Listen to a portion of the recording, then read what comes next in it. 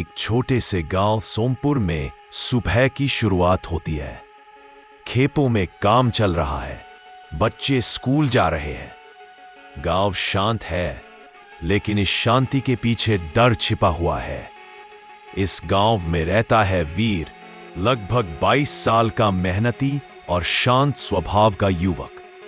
वह अपनी मां के साथ रहता है। उसके पिता सालों पहले गुजर चुके हैं। एक ईमानदार आदमी थे, जिन्होंने गलत के सामने झुकने से मना कर दिया था। उसी सच्चाई की कीमत उन्होंने अपनी जान देकर चुकाई थी। वीर यह सब जानता है, इसलिए वह सोच समझ कर चलता है। उसे गुस्सा आता है, लेकिन वह जल्दबाजी नहीं करता। समस्या की शुरुआत तब होती है जब एक दिन गांव में बाहरी गाड़ियों का काफिला आता है। इनके साथ आता है परन ठाकुर, शहर का एक ताकतवर और चालाक आदमी। उसका मकसद गांव की जमीन खरीदकर वहां फैक्ट्री लगाना है। शुरुआत में वह मीठी बातें करता है, नौकरी, पैसा, विकास के सपने दिखाता है। कुछ लोग मान जाते हैं, लेकिन ज्यादातर किसान नहीं चाहते कि उनकी पुश्तैनी जमीन जाए। करण का रवैया बदल जाता है। अब बातों की जगह धमकियां आने लगती हैं। उसके आदमी गांव में डर फैलाने लगते हैं। वीर सब देखता है, लेकिन चुप रहता है। उसकी मां डरती है कि कहीं उसका बेटा भी अपने पिता की तरह मुसीबत में न पड़ जाए। एक रात मां कहती है, बेटा, दुनिया बहुत कठोर है, हर लड़ाई लड़ी नहीं जाती। वीर जवाब देता है, और हर चुप्पी सही नहीं होती। मां, टकराव का पल एक दिन करण के गुंडे गांव के एक गरीब किसान रघु को सबके सामने अपमानित करते हैं और जबरदस्ती कागजों पर हस्ताक्षर करवाते हैं। रघु की पत्नी रोती है, बच्चे डर से सहमे होते हैं। यह दृश्य वीर से देखा नहीं जाता। वह पहली बार खुलकर सामने आता है और करण के आदमियों को रोकता है। कोई बड़ी लड़ाई नहीं होती, लेकिन वीर साफ शब्दों में कह देता है, यह गांव बिकाऊ नहीं है। करण पहली बार वीर को ध्यान से देखता है। उसे समझ आ जाता है कि यही लड़का उसके रास्ते की सबसे बड़ी रुकावट है। इसके बाद वीर पर दबाव बढ़ जाता है।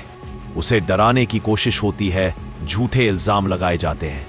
कुछ लोग वीर से दूरी बनाने लगते हैं।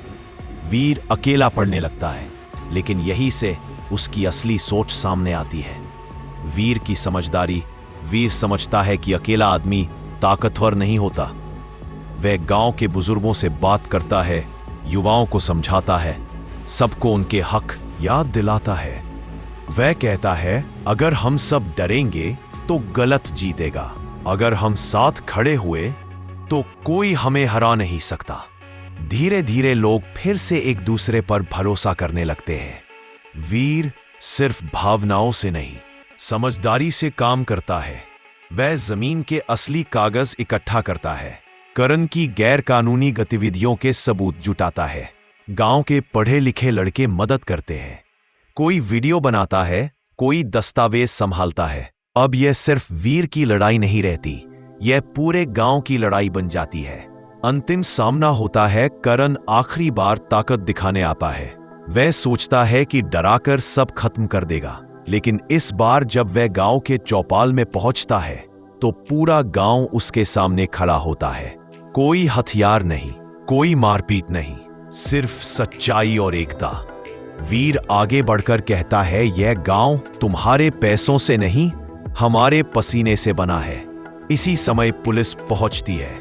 सारे सबूत सामने रखे जाते हैं। करण का खेल खत्म हो जाता है। उसे गिरफ्तार कर लिया जाता है।